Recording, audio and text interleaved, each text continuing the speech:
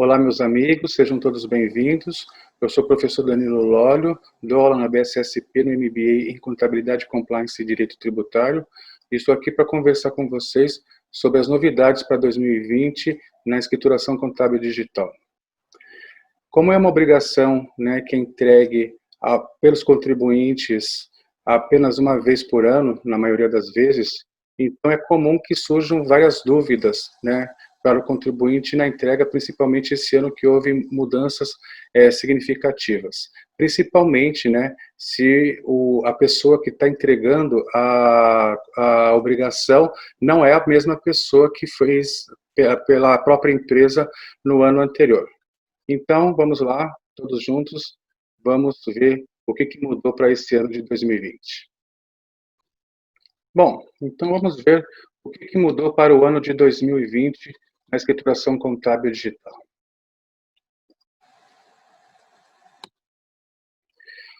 Eu gosto de começar falando sobre os aspectos legais, A instrução normativa, então, que regulamenta a ECD, é a instrução normativa 1774, de 22 de dezembro de 2017, apesar de ter uma instrução anterior, 1420, de 2013, mas houve algumas alterações depois, então, tudo que nós vamos conversar aqui agora, vai ser baseado na instrução normativa 1774. Então, qualquer coisa, qualquer dúvida que vocês tiverem sobre a ECD, vocês procuram dentro dessa instrução normativa.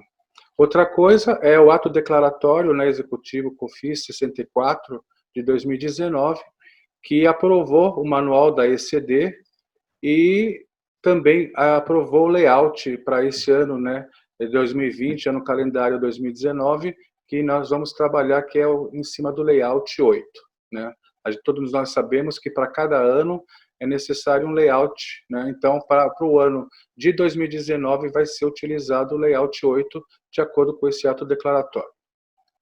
Bom, essa instrução normativa, ela foi mais compacta, mais resumida do que a instrução normativa anterior, 1420, porque ele diz, na obrigatoriedade, quem tem que apresentar ECD são as pessoas jurídicas equiparadas, obrigadas a manter escrituração contábil nos termos da legislação comercial. Ou seja, ele não dá mais, igual na instrução anterior, um rol das empresas que estão obrigadas. Então, na instrução anterior, eu tinha quem estava obrigado era o lucro real, quem estava obrigado era o lucro presumido acima da distribuição de lucros, quem estava obrigado era isso, era aquilo.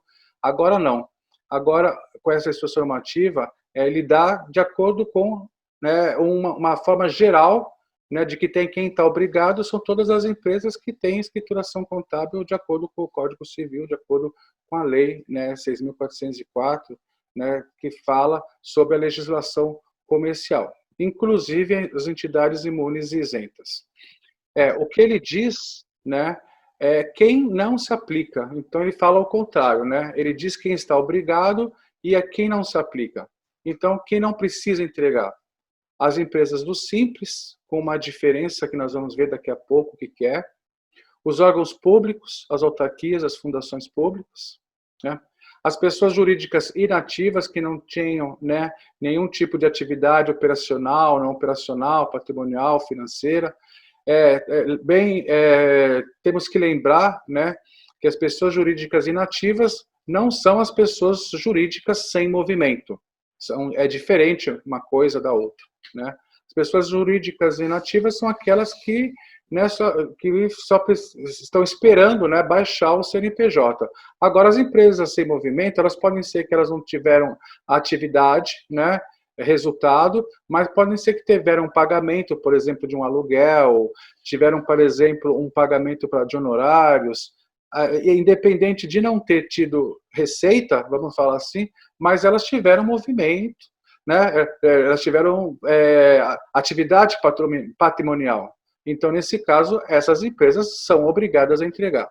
Então, a gente não pode confundir o que é uma pessoa jurídica inativa do que é uma pessoa jurídica sem movimento.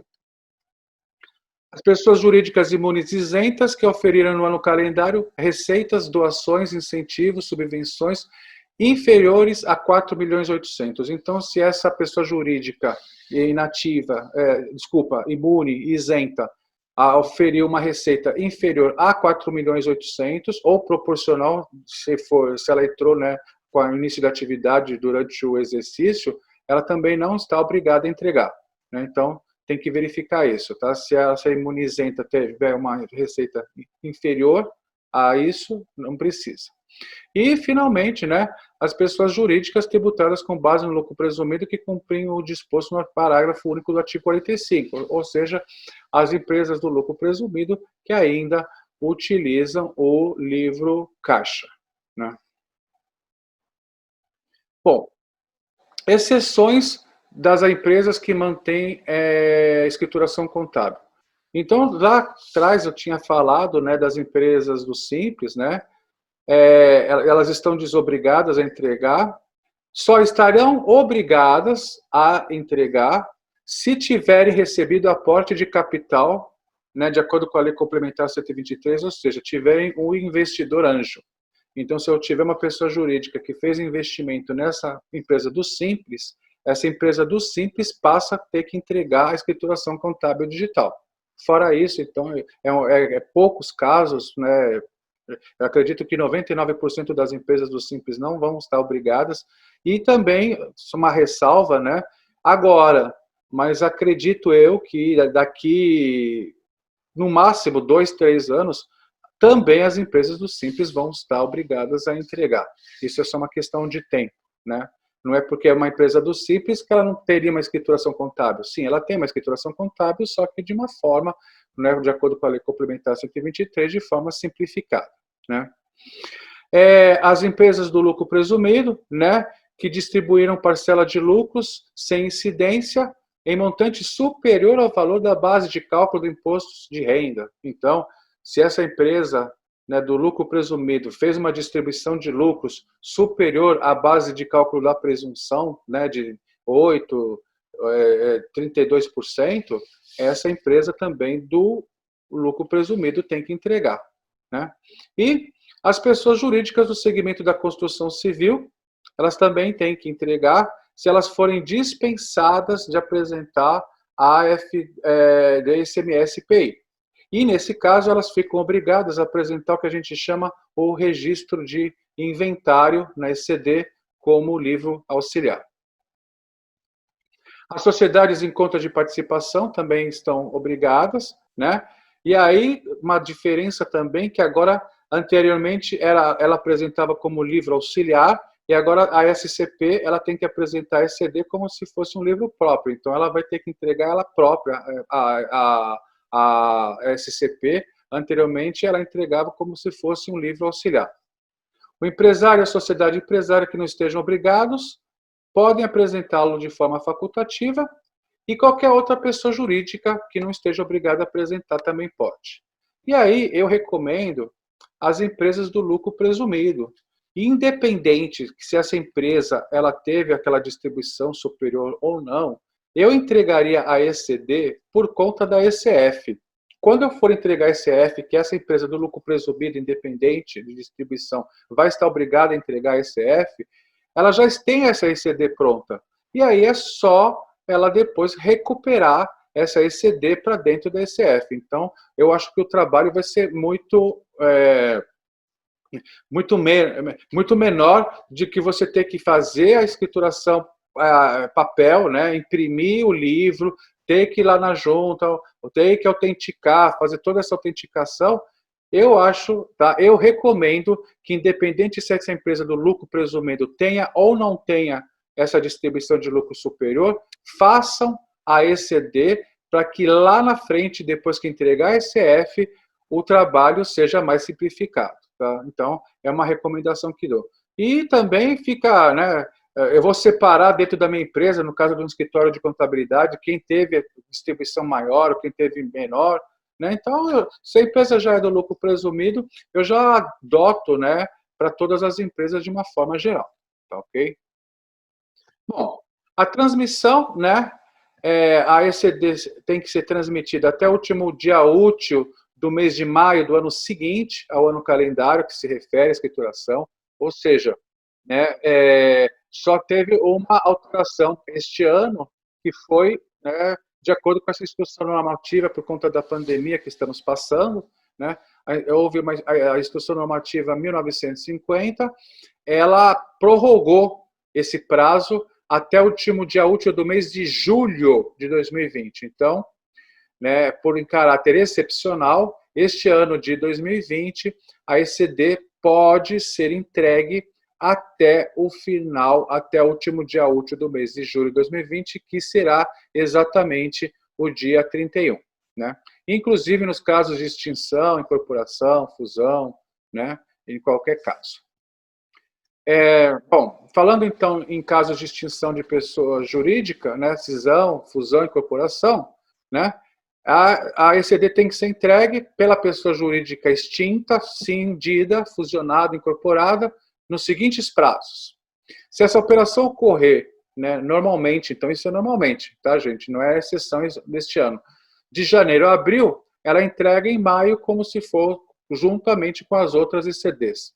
Se a operação ocorrer a partir de maio até dezembro, a ECD, no caso dessas empresas de situação especial, tem que ser entregue até o último dia útil do mês subsequente ao do evento. Então não vai respeitar até o último dia útil de maio do ano seguinte. No caso de extinção, né, fusão, cisão, tem que ser entregue, se correr depois, entre maio e dezembro, tem que ser entregue a ECD até o último dia útil do mês subsequente ao do evento. Bom, a autenticação dos livros, né? Documentos que integram, eles vão ser comprovados através de um recibo de entrega. Então, não é mais necessário fazer aquela autenticação que era feita, né? Não é esse ano que isso já mudou, né? Eu só estou relembrando com vocês, né? É dispensado qualquer outro tipo de autenticação. Então, não precisam autenticar mais na junta comercial, no cartório, na OAB, nada disso, né? Vai ser autenticação, comprovante da autenticação é o recibo de entrega da ECD emitido pelo SPED, né? Então, autenticação para fins tributários de livros contábeis das pessoas jurídicas não sujeitas também, então, como eu falei, né? Então, no caso, se for uma empresa que é registrada, uma sociedade civil que é registrada no cartório, né? Pode também ser feito por meio de apresentação da ECD, né? Ou autenticação. E a autenticação dos livros de que trata será comprovada, então, pelo recibo de entrega. Então, como eu falei, dispensada qualquer outra forma de autenticação. E onde está isso? No Decreto 9.555, de 6 de novembro de 2018. A assinatura, né? O registro J930, que é onde que tem os signatários, né, da escrituração, e os registros J982, os signatários do termo de verificação, que a gente vai ver isso, né? Como que tem que ser feito a assinatura? Então, ela tem que ser assinada, independente de outras assinaturas, por um contador, contabilista e por um responsável pela assinatura da ECD. Então, é no mínimo 2 assinaturas, uma do contador, contabilista, e outra pelo responsável pela assinatura da ECD. O contador contabilista tem que utilizar o eCPF para assinar a ECD e o responsável pela assinatura é indicado pelo próprio declarante utilizando o campo específico, ou seja, só pode haver a indicação de um responsável pela assinatura da ECD. O que significa? Que independente de quantas pessoas assinem a ECD, né, pode ser que seja mais de um, eu falei que é no mínimo 2 assinaturas, mas a assinatura vai existir apenas um responsável pela assinatura e ter um indicador próprio na hora do J930 de gerar o registro, que você indica quem vai ser essa pessoa responsável. Tá? E o responsável pode ser quem? Pode ser o CNPJ, pode ser então a própria pessoa jurídica, né, que vai assinar. Pode ser o CNPJ também, que não é conhecida com o CNPJ do declarante, mas que tem a procuração eletrônica do declarante perante a Receita, o CNPJ, ou o CPF, nesse caso um CPF que vai corresponder ao representante legal ou a procuração eletrônica do declarante perante a Receita Federal. Então, o contador, ele pode assinar como contador, e também, de repente, ele também pode assinar como representante, como responsável, mas aí o código, na hora de fazer o J930, não vai ser o mesmo código. Existe um código, uma tabela, né, de assinantes, então você vai ter que identificar qual é a situação do contador nesse momento.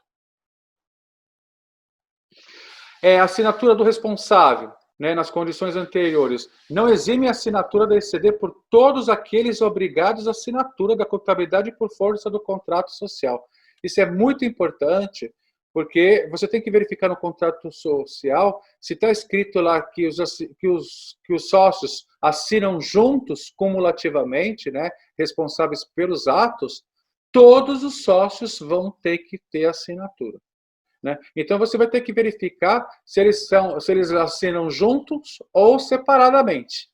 Então vai depender do que vai estar no contrato social para você verificar como que as assinaturas vão ter que ser feitas. Se um sócio representa por toda a empresa, então vai ser uma única assinatura. Mas se diz no contrato social que os sócios assinam juntos, né, e solidariamente, aí vai ter que ter assinatura de todos, tá, gente? Então, tomar muito cuidado com isso, tá? Por conta de verificar muito bem o que está escrito dentro do contrato social para não ter nenhum problema futuramente. A assinatura por CNPJ não é obrigatória, mas se for realizada só pode ocorrer uma vez, né? Então, você só vai fazer a assinatura do contador e do SNPJ e pronto, né? E aí vai ter um código novo, né? Foi criado, que é o código 001, que vai identificar que a assinatura da ECD está sendo feita por uma assinatura, por um certificado digital SNPJ, né? E a assinatura por CNPJ pode ser aquela escolhida pelo declarante como responsável pela assinatura, tá? Ou seja, então a pessoa que é responsável pela ECD, no caso de se for assinar pelo SNPJ, então é ele que vai definir quem vai ser o declarante nessa questão, ok? Os certificados, eles podem ser A1 ou A3, né? Então, além da assinatura do responsável pela assinatura da ECD e do certificado ECPF, pode haver qualquer número de assinaturas. Então, como eu disse, né, o número de assinaturas vai depender do que está dentro lá do contrato social. E a assinatura do responsável pela assinatura da ECD, né, pode ter qualquer código, com exceção dos códigos dos profissionais contábeis, que é o contador, que é o código 900, o 910, que é o contador que, no caso de uma assinatura de uma ECD por substituição, e o código 920, que é indicado para os auditores independentes, ok? Então, nesse caso, ele tem que assinar, né, o responsável com qualquer código de qualificação do assinante, a não ser esses três. As ECDs substitutas devem ter o termo de verificação para fins de substituição da ECD assinado, né? Ou seja, além do termo normal dos livros que a gente tem, existe um termo de verificação para fins de substituição da ECD. Ou seja, então, quando a ECD ela é substituída, você tem que fazer esse termo. Esse termo pode ser feito num Word, né? Pode ser feito em algum arquivo que possa ser convertido, que a gente chama no formato depois RTF, que a gente chama Rich Text Format, né? E aí esse termo de verificação, para fim de assinatura, quem vai assinar? Então, vai ter que ser assinado pelo próprio profissional da contabilidade que assina os livros contábeis substitutos, e quando as demonstrações contábeis tenham sido auditadas por auditor independente, também pelo próprio profissional da contabilidade que assinou os livros e também pelo próprio auditor. Então vai depender, então, de como que essa ECD foi substituída, né? Se ela foi substituída normalmente, e é só pelo próprio profissional da contabilidade. Se ela foi substituída e ela é uma empresa de grande porte, aí vai ter que ser assinada tanto pelo contador, né, que é substituto, né, vamos falar assim, também como pelo próprio auditor, né? Nesse caso, exige-se ao auditor independente quando você indica que a empresa é de grande porte, né? A procuração eletrônica deve ser feita, né, da empresa para o procurador, do CNPJ da empresa para o procurador, e deve ter a opção todos os serviços selecionados. Então, lá dentro do ECAC, você tem que verificar se está clicado, né, que a pessoa responsável ela tem permissão, né, para fazer todos os serviços e os demais. Existe um indicador, né, que você coloca lá para você poder conseguir gerar essa procuração eletrônica.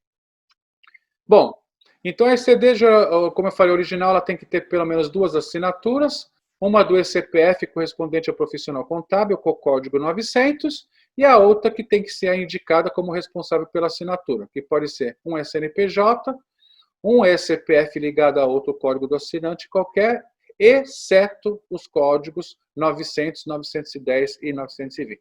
Né? É o nosso resumo. Ela pode ser substituída? Pode, só em casos que contenham erros que não possam ser corrigidos por meio de lançamento contábil extemporâneo. Ou seja, no exercício seguinte, né? Conforme recomendam os itens 31 a 36 do ITG 2000. Né? Então, no caso, somente nesse caso que a ECD pode ser substituída. Tá? E o cancelamento da autenticação e apresentação da escrituração substituída vão ser feitos mediante termo de verificação, como eu falei para vocês, e nesse termo tem que integrar a escrituração no mínimo o quê? A identificação da escrituração que foi substituída, a descrição pormenorizada dos erros, então nesse termo tem que ser colocado tudo isso, né? A identificação clara e precisa dos registros que contêm os erros, exceto quando estes decorrerem de outro erro, a autorização expressa para acesso do CFC, do Conselho Federal, a informações pertinentes às modificações, e a descrição dos procedimentos pré-acordados executados pelos auditores independentes mencionados, quando esses julgarem necessários. Aí, nesse caso dos auditores independentes, somente se você indicou lá na abertura da empresa que essa empresa é uma empresa de grande porte, ok? Bom, então, o termo de verificação ele tem que ser assinado pelo próprio profissional da contabilidade que assina os livros. Quando as demonstrações contábeis tenham sido auditadas por auditor, também pelo próprio auditor independente. Tá? A manifestação do profissional que não assina a escrituração se restringe às modificações relatadas no termo de verificação. Ou seja, pode ser que quem vai assinar a ECD substituta não seja o mesmo que assinou a ECD original. Então, tem que estar bem claro isso, né, que o profissional de contabilidade tem que se restringir apenas àquilo que está sendo feito. E aí, uma observação muito importante que foi alterada, né, é que só é admitida a substituição até o fim do prazo da entrega relativa ao ano calendário subsequente. Ou seja, as pessoas confundem muito quando fala da escrituração contábil digital, achando que ela tem 5 anos para ser retificada. Não, gente, tá? Eu só posso fazer essa retificação somente no fim do prazo da entrega relativa ao ano calendário subsequente. Então se eu quiser substituir a de 2018, né, eu estou fazendo 2019, mas se eu quiser substituir a de 2018, eu só vou poder fazer essa substituição até a entrega dessa de 2019. Então, quando eu entregar essa de 2019, não vou poder mais substituir a de 2018. Então, muitas pessoas estão tentando fazer substituição de ECDs de anos anteriores, né, 2016, 2017, não vão mais conseguir fazer por conta disso, tá? Então, tem que tomar muito cuidado com esse prazo, né, de substituição. E são nulas as alterações efetuadas em desacordo com este artigo ou com o termo de verificação para fins de substituição. Bom, limite de tamanho e período dos livros, tá? Normalmente, a ECD ela é entregue em um arquivo correspondente a todo o ano calendário, ou seja, eu entrego os 12 meses dentro de um arquivo, tá? E aí eu também posso entregar mensal, se eu quiser entregar 12 arquivos, e também posso entregar de forma trimestral. Posso entregar a cada trimestre, tá? Então, não existe regra assim para entregar a ECD, desde que tenha um mês, pelo menos um mês, gerado o arquivo, eu tenho que entregar um mês completo, a não ser que seja uma situação de cisão, fusão, né, uma situação especial, né, que aí pode ter fração de mês, tá? Então, os períodos da escrituração e dos livros têm que coincidir, né? Então, portanto, se você entregou um livro principal e um livro auxiliar, né, o livro principal é fracionado em 12 livros, o livro auxiliar também tem que ser dividido em 12. Ou seja, eu não posso entregar um livro único e 12 livros auxiliares. O livro vai de acordo, né? O livro principal e o livro auxiliares, ele tem que respeitar a mesma entrega, o mesmo volume, né? Todos os meses devem estar contidos no mesmo ano, né? E não deve conter, como eu falei, fração de mês. Penalidades. Bom, quais as penalidades que eu vou ter se eu não entregar a ECD no prazo correto? Eu vou ter uma multa equivalente a 0,5% do valor da receita bruta da pessoa jurídica, né? As que não atenderem aos requisitos para apresentação dos registros e respectivos arquivos. Ou seja, se deixou de faltar algum arquivo, se deixou de faltar algum registro, eu vou ter essa multa de 0,5%. Depois, eu vou ter uma outra multa equivalente a 5% sobre o valor da operação correspondente, limitada a 1% do valor da receita pessoa jurídica, no período que se refere, aos que omitirem ou prestarem corretamente informações referentes aos registros e respectivos arquivos. Então, eu posso ter entregado o arquivo, só que lá dentro eu posso ter entregado o registro, só que eu não coloquei alguma coisa, omiti algum campo lá dentro, né?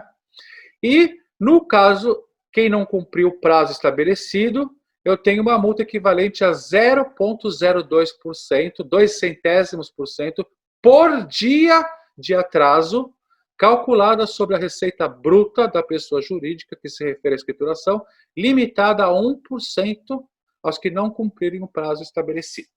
Ok? Então, eu tenho 3 multas no caso da ECD. Brincadeira, né, gente? Como que é, então? Vamos ver um pouco a estrutura desse arquivo, né?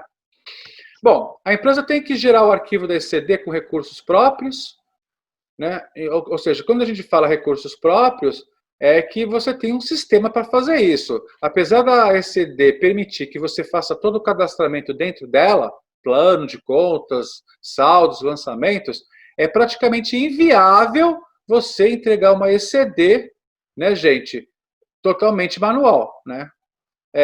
Então, que você tem um sistema que gere um arquivo que a gente chama no formato TXT. Esse arquivo tem que ser gerado no formato TXT. E esse arquivo vai ser submetido ao PVA, né, do SPED contábil, para validação de conteúdo, assinatura. Então, é dentro do PVA, do Programa Validador Assinador, que eu vou fazer a validação de conteúdo, assinatura, digital, transmissão, tudo isso, né? A partir dessa versão, como eu falei, então 3.0 para frente, é permitido que você faça o preenchimento no próprio sistema, mas eu não recomendo. É porque até anterior a essa versão, você era obrigado a ter o sistema para fazer a entrega pelo arquivo TXT, né? O arquivo da ECD sempre corresponde a um livro, né? Então, não é possível que um arquivo contenha mais de um livro, ou seja, então, cada arquivo, então eu tenho o livro G, é um arquivo, eu tenho um livro auxiliar, é outro arquivo, cada livro é um arquivo diferente, né? Mas existem algumas exceções, por exemplo, a escrituração é resumida com livros auxiliares. Dessa situação, a escrituração pode conter mais de um livro por ano calendário, e, consequentemente, mais de um arquivo, tendo em vista que haverá o livro principal e um livro auxiliar. Então, o que significa? Se eu tiver só o arquivo principal, eu tenho o livro G, eu tenho um arquivo apenas. Mas se eu tiver, além do arquivo principal, arquivos auxiliares, aí sim eu posso ter dentro do mesmo arquivo, tanto o livro principal como os livros auxiliares. Não pode ultrapassar de 1 gigabyte, então você tem que ver se o tamanho desse arquivo vai ultrapassar 1 gigabyte. Se for ultrapassar, você tem que quebrar a escrituração, ou seja, aí você tem que entregar a escrituração, por exemplo, de forma mensal, 12 arquivos por ano, né? Todos os meses devem estar contidos no mesmo ano, claro, né?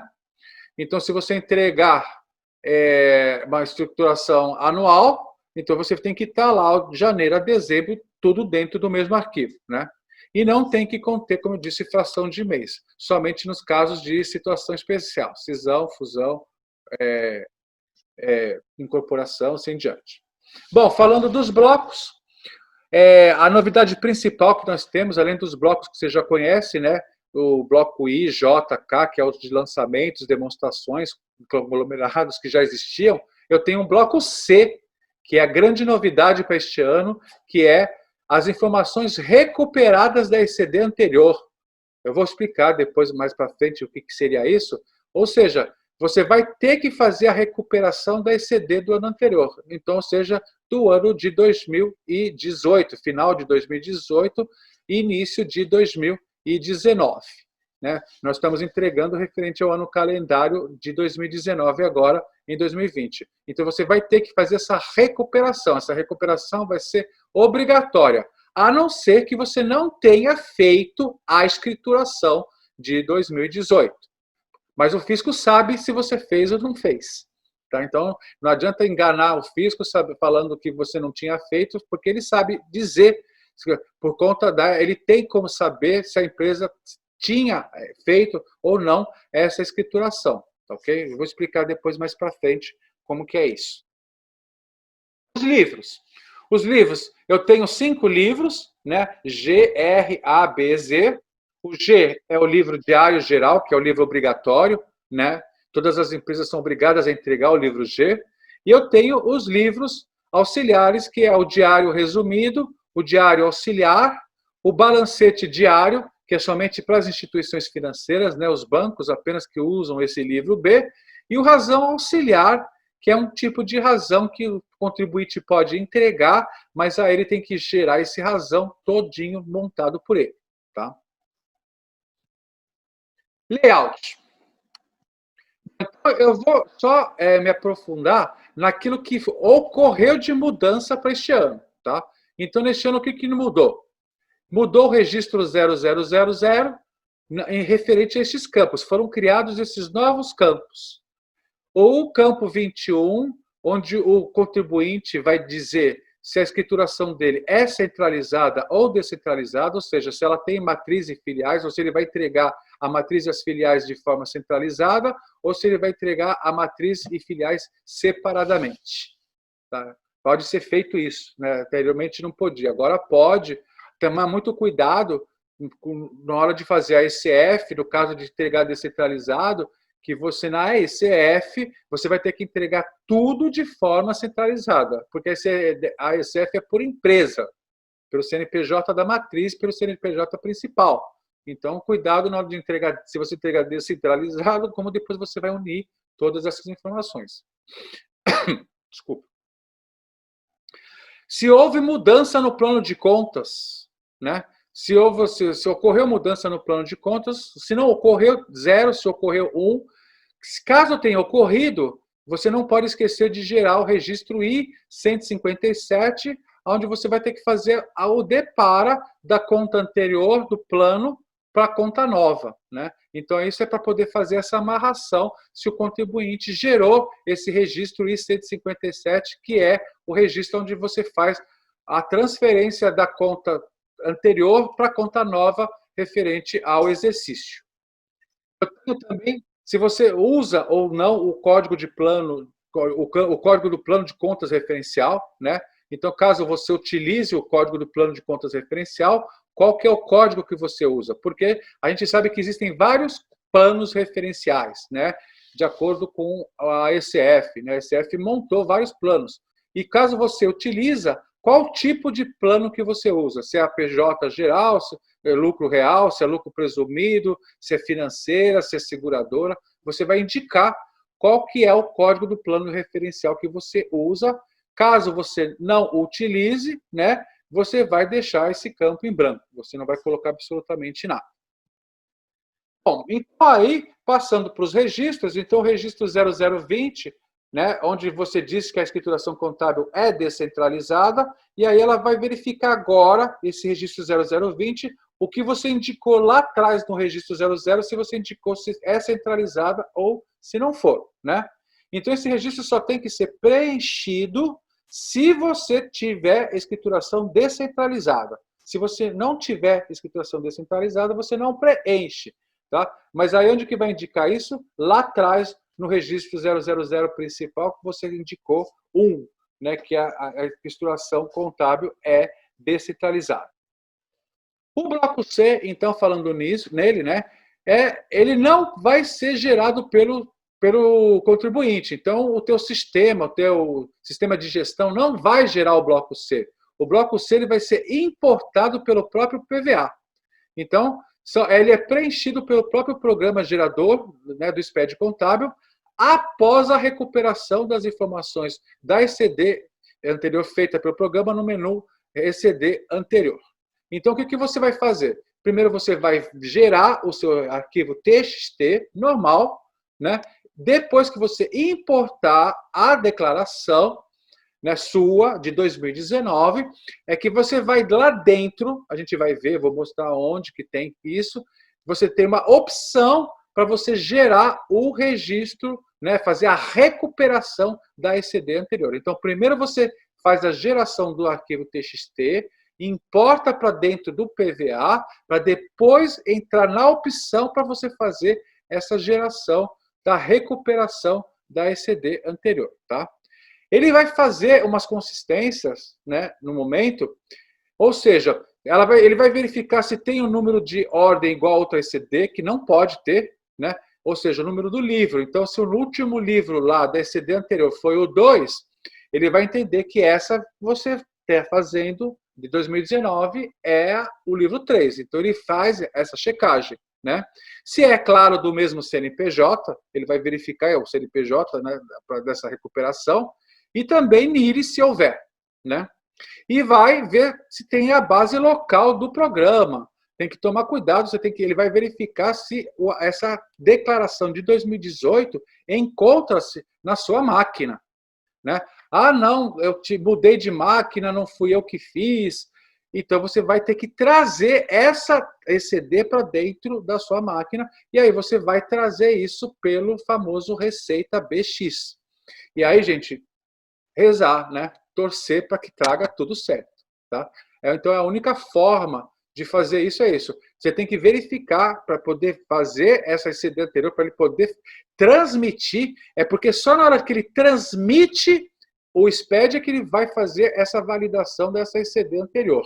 Então, enquanto você está validando os seus registros, está com algum problema, ele não vai mexer na ECD anterior.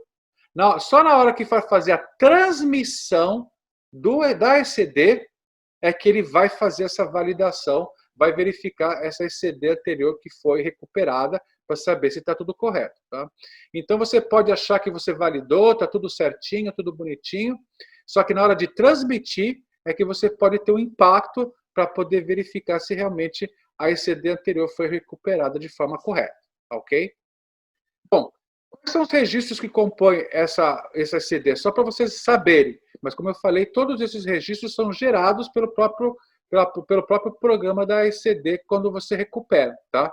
Então, eu tenho lá a identificação da escrituração, os saldos que foram recuperados, o detalhe dos saldos periódicos, as demonstrações contábeis recuperadas, a demonstração do resultado do exercício. Então, ele traz toda a ECD do ano anterior para dentro de 2019. Então, ele vai trazer toda a ECD de 2018 para dentro de 2019. Como eu disse, isso é feito recuperado pelo próprio programa PGE. O teu sistema não vai gerar esses registros, ok? E aí a tela, né, onde você vai dentro, então, lá no menu, existe uma opção lá, recuperar ECD anterior, ele vai te perguntar onde que está esse arquivo, você vai ter que indicar para ele onde que está o arquivo, e depois é só mandar clicar lá e recuperar, que ele vai trazer essa informação para você. Se na hora de que ele estiver fazendo isso, tiver algum tipo de problema lá no número do livro, né, a data, né, tem que verificar o seguinte também, a data é muito importante. Né? A última ECD recuperada, ela vai ter que verificar, ele vai verificar o último dia que foi colocado lá na ECD.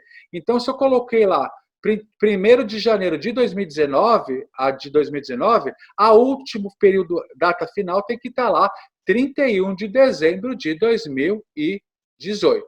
Ok, gente? Aí tem que tomar um cuidado também quando a ECD ela foi feita, né, por escritórios diferentes. Ou seja, o que aconteceu? O escritório, entregou a ECD num período, né, ou seja, a empresa foi responsável pelo período até julho. E o outro escritório foi responsável a partir de agosto. Né? Apesar de ter lá o termo de transferência de responsabilidades, tudo, onde que cada escritório, cada contador é responsável pela sua própria ECD, você vai ter que recuperar, verificar se a ECD anterior foi feita, o escritório novo, né? E recuperar essa ECD para você trazer a sua ECD correta, tá? E aí, se teve mudança de plano de contas, aí tem que verificar tudo isso também. Tem que verificar a conta que estava lá na ECD anterior e pelo registro I-157 que você vai fazer esse depara da sua conta nova agora com a conta anterior que estava no escritório antigo, tá? Tudo isso tem que ser conferido, tá bom? Bom, o plano de contas referencial, né? Ele também, agora ele só vai ser preenchido se você lá no registro 000 informou um código de plano de contas referencial. Então o registro I-051 só vai poder ser preenchido dessa forma. Se for informado o código lá, vai ser gerado o 051. Se não for gerado, o plano de contas com referencial, como eu falei, ele é facultativo, então você não precisa mais gerar esse registro. O centro de custo, tá? Ele tem que ser utilizado em qualquer situação, independente se você gerou o plano de contas referencial ou não. Muita gente não gerava o centro de custo. E a empresa tinha centro de custo, só que muita empresa achava que por não ter plano de contas referencial, não precisava gerar esse registro. Esse registro sempre é obrigatório para todos os que utilizam centro de custo na sua contabilidade, tá? As demonstrações contábeis, tá? Então, o balancete patrimonial, né, ele vai ser exibido de acordo com as ordens do Código de Aglutinação, tá? E tanto o balanço patrimonial como a demonstração do resultado da hierarquia, né, do exercício, né, o registro J150, ele vai depender de uma hierarquia que vai ser definida dentro deste número de ordem que é as demonstrações contábeis. Tá? O que significa dizer isso? Mudou a forma de apresentação do balanço, tá, gente? Então, vocês vão verificar que o fisco ele fez uma ordem de um balanço desse ano, a estrutura do balanço desse ano é diferente patrimonial e DRE, diferente do ano passado. E aí, o que aconteceu? Vai mexer nas suas contas de aglutinação. Então, você vai ter que rever todas as suas contas de aglutinação para saber se os totalizadores estão sendo totalizados nas contas corretas, tá? Então, se você simplesmente gerar o arquivo e for fazer emitir o balanço patrimonial, né, gerar o TXT, importar e emitir o balanço patrimonial e o balanço DRE sem fazer esses ajustes, você vai verificar que ele vai estar incorreto. Tá? Então, ele está mais sintético, tá? O fisco consolidou as informações, então ele não está da mesma forma, então pode ser que o seu balanço na sua empresa, né, do seu sistema, seja de uma forma, e o do fisco, o patrimonial do fisco e a DRE do fisco sejam de formas diferente, tá? Isso porque, como eu disse, o fisco ele compactou, ele consolidou as informações nas contas sintéticas, tá? Então, só poderão existir, como está colocado aí, duas linhas de nível 1 no balanço: ativo ou ativo total e passivo ou passivo total, que engloba o patrimônio líquido. Então, pode ser que você tenha feito tudo isso de forma detalhada e na hora de fazer o balanço do registro JCI e do J150, você tenha uma surpresa e os níveis, os códigos de aglutinação sejam diferentes. Mas nada como ter o sistema, né, como ter o suporte aí, né, do seu RP, para poder ajustar, claro, essas informações junto com você, tá? E essa alteração teve tanto no balanço como na DRE, tá? Na demonstração do resultado do exercício, tá? Então, as demonstrações contábeis também só vão existir uma linha, só poder existir uma linha no nível 1 na DRE. Ou seja, o que aconteceu? A DRE também foi ajustada, tá? Então, você vai ter que fazer algumas alterações dentro do teu sistema para saber se realmente os valores, né, os totalizadores estão sendo feitos de forma correta, ok? Bom, então essas foram as principais alterações, né, para este ano de 2020.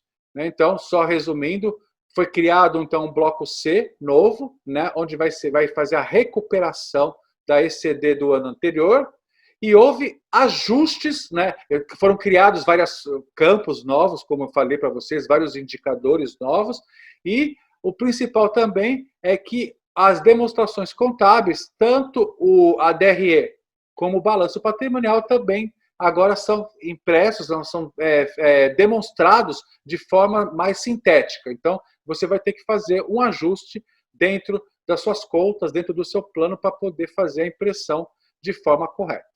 Ok? Eu fico por aqui. Agradeço a atenção de todos vocês por terem assistido e espero revê-los numa próxima oportunidade.